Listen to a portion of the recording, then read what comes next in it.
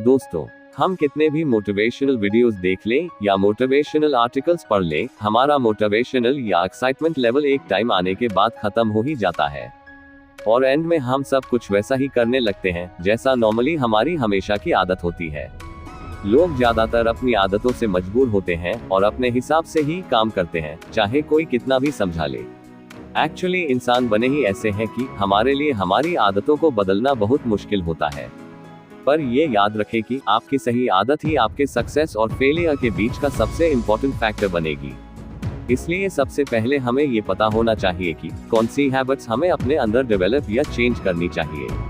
आज हम आपको इस वीडियो में 7 ऐसी हैबिट्स यानी कि अच्छी आदतें बताएंगे जो आपको इफेक्टिव और सफल बनाएगी।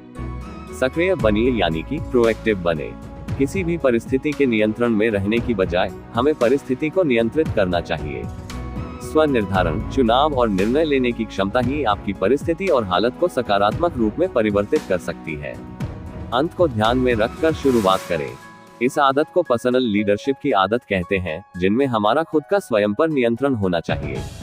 हमें हमेशा अपने लक्ष्य को ध्यान में रखते हुए आगे बढ़ते रहना चाहिए। फोकस करना सीख जाने पर हम ध्यान भटकने से रोक सकते हैं और ज्यादा सक्रिय बन सफलता हासिल कर सकते हैं।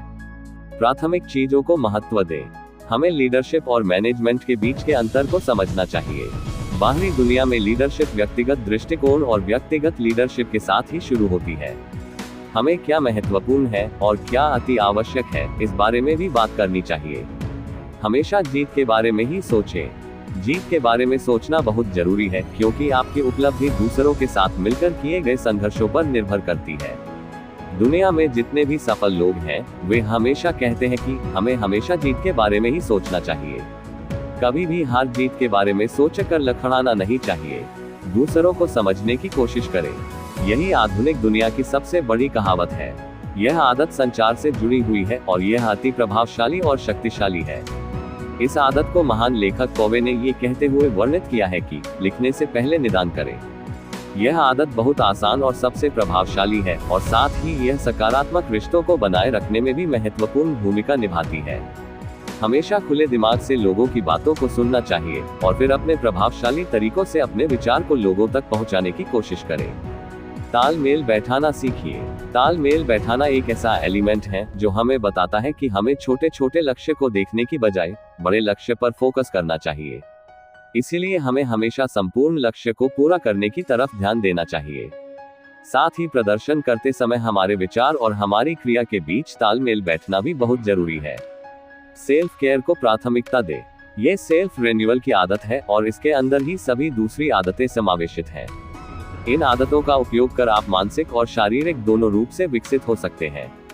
7 habits of highly effective people के लेखक कोवे ने खुद को भी 4 भागों में विभाजित किया है: आध्यात्म, मानसिकता, शारीरिक और भावुकता, और इन सभी का समान रूप से विकास होना बहुत जरूरी है।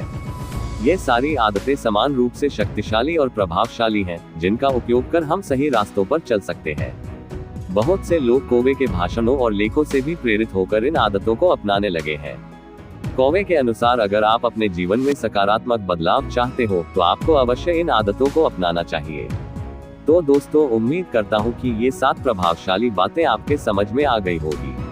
अगर आप इन आदतों को अपने जीवन में उतारते हैं तो आप भी दुनिया के चंद प्रभावशाली लोगों के फहरिस्त में आ सकते हैं। अगर वीडियो अच्छी लगी हो तो वीडियो को लाइक, सब्सक्राइब और शेयर जरूर करें। मिलते हैं अगली वीडियो में, तब तक अपना ख्याल रखिए।